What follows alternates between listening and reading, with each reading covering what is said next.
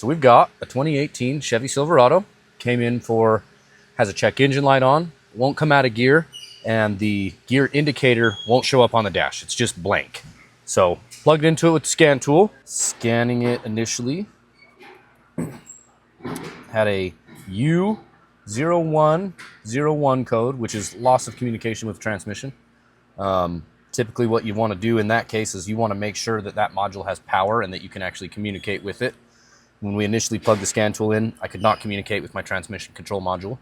So my tech wanted to check and make sure power was there. So I'll show you where that is.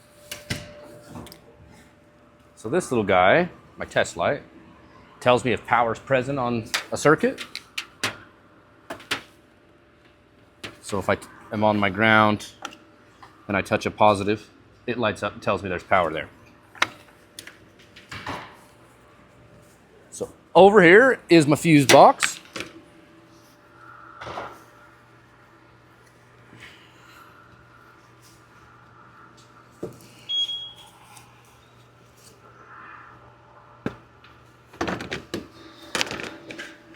Good general rule of thumb when you're having communication issues, power issues, is make sure the fuses are working.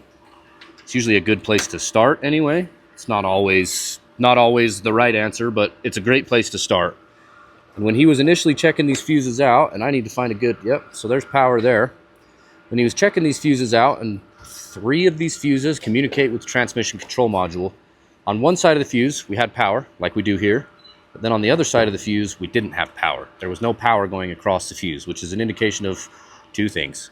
Either the fuse is bad or my connection's bad. So he removed the fuse. Upon removal of the fuse, he had corrosion buildup. I don't know if you've ever seen corrosion that you find on battery cables, that blue, kind of nasty fiber looking stuff. That was built up on that fuse. So he cleaned that up. He cleaned the connector inside this fuse box here, put the fuse back in it, cleared the code. Everything's working great. It starts right up. The gear indicator shows up. It's shifting normally. It'll come out of gear. It'll shift into park. Customer also indicated that the stable track light was coming on when the check engine light was coming on. That is because the stable track system actually directly communicates with the transmission control module. And because it wasn't communicating, that system said, hey, I'm not communicating with the transmission. I'm going to turn my warning light on. So oftentimes, even though you have 3 or 4 warning indicators come on, sometimes it can just boil down to one thing, and it can be as simple as a blown fuse or even a fuse that's not making very good contact. So now that we've got it all cleaned up, we're going to go test drive it, make sure that it's good and that code doesn't come back, and we'll send it on the way. You just tell me when you're okay. So now we're going to drive. I'm going to see if I can duplicate the issue again, which it shouldn't duplicate because we found that fuse, but sometimes strange things happen. So we'll just take it for a test drive real quick. What I'm looking for is I'm looking for this dash. I'm seeing if my gear indicator is going to turn off on me while I'm driving.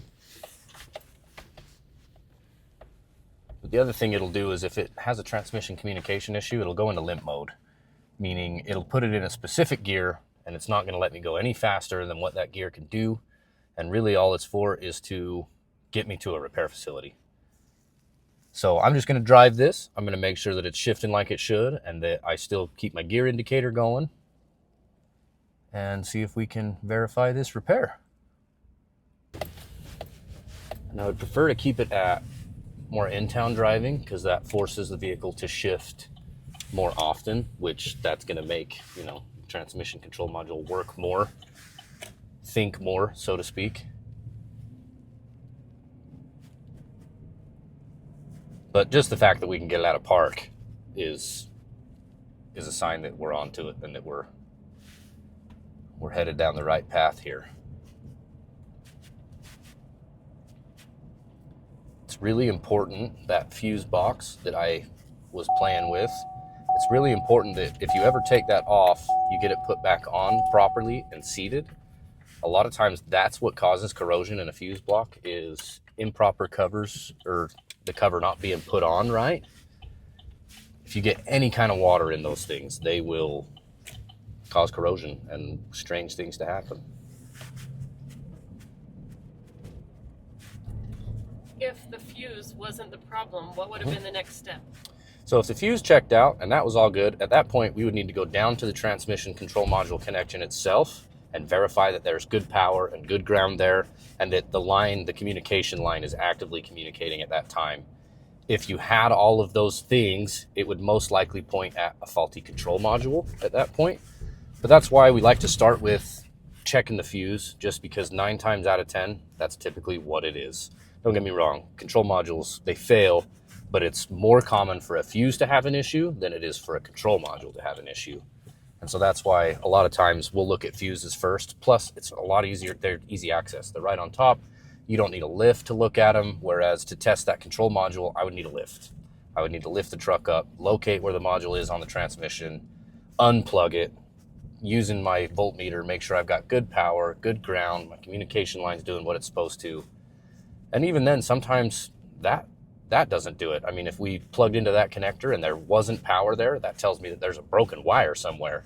So now I've got to ohm it. So now I'm going to 2 different sides of the truck. I'm going to the connector up here at the fuse box where that fuse that we found that was bad is located, and then all the way back down to the transmission with my other line, and I'm checking for continuity at that point to make sure that that line is a good line, and that can be kind of time intensive. That usually takes more than 10 minutes, that's for sure. Our customer is going to like the price range on a fixed fuse rather than a control module. Absolutely. Well, right? Yep, absolutely. Yeah, we were able to locate this fuse issue within about 20 to 30 minutes of pulling the truck in, pulling the codes, looking at it. And it's just, the fuses are always just a great place to look. Like I said, 9 times out of 10, it's a fuse problem or a connection problem, not so much a control module problem, but it happens. I've condemned plenty of control modules in my time, so. But it's shifting like it should. I never lost the gear indicator on it, so. We can see in the video that the check engine light is still on. Is that just a matter of clearing the codes now? Yes, the code that's in it is unrelated. It's an evaporative code.